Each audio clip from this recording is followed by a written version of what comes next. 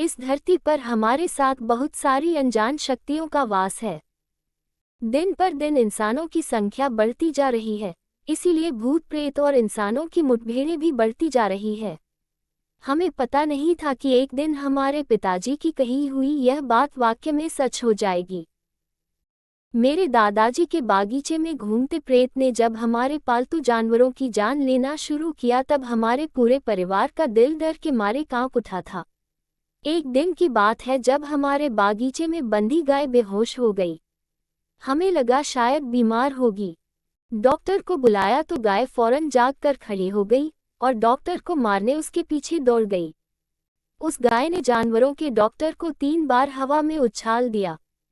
हमें उस डॉक्टर के लिए एम्बुलेंस बुलवानी पड़ी। फिर उसी रात अचानक वह गाय मर गई। हम सब इस घटना से सदमे में आ गए थे, पर प्रेत का आतंक तो अभी शुरू ही हुआ था। अगले दिन हमारी बिल्ली को उसने शिकंजे में लिया। सुबह 5 बजे अचानक हमारी बिल्ली चिल्लाने मिमियाने लगी। हमें लगा कि उसने कुत्ता देख लिया होगा, पर ऐसा नहीं था। जब बिल्ली ज्यादा शोर मचाने लगी तो मेरे पिता और मैं उठ गए और बरामदे में पड़ताल करने निकले। वहां हमने बिल्ली को देखा तो हमें होश उड़ गए। हमारी पालतू बिल्ली को किसी अदृश्य शक्ति ने पूंछ से लटका कर उठा रखा था।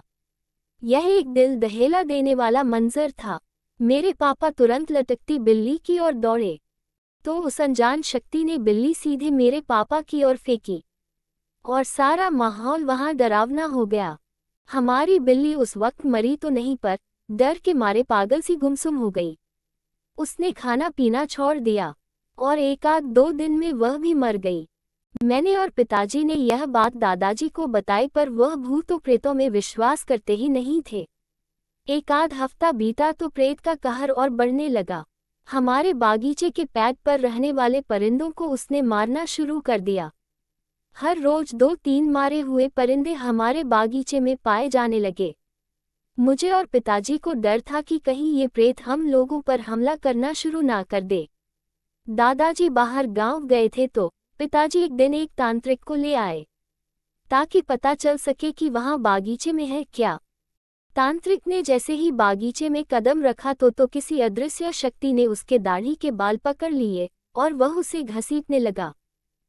उस भयानक मंजर को देखकर मुझे और पिताजी यकीन हो गया कि यह प्रेत सिर्फ जानवरों को ही नहीं, इंसानों को भी नुकसान पहुंचाता है।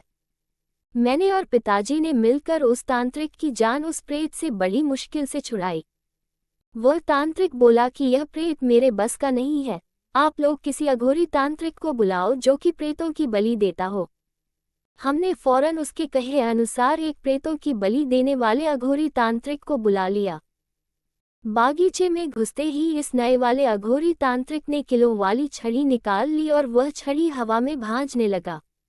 अचानक विकराल आवाजें आने लगी, जैसे कि यह तांत्रिक उस प्रेत को उस छड़ी से पीट रहा हो। किलो वाली छड़ी से घंटे भर उस प्रेत की पिटाई करने के बाद अघोरी तांत्रिक ने उस प्रेत को अपनी खुद की चोटी से बांध लिया। हमें कुछ दिखा तो नहीं, पर उसने ऐसा कहा। पिताजी ने जाते समय उस अघोरी तांत्रिक को पैसे दिए, पर उसने लेने से मना कर दिया और पिताजी से कहा कि हम योगी हैं, व्यापारी नहीं हैं। सांसारिक मनुष्यों को दुष्ट शक्तियों से निजात दिलाना हमारा कर्तव्य है। इसी कार्य के लिए हमने संन्यास लिया है।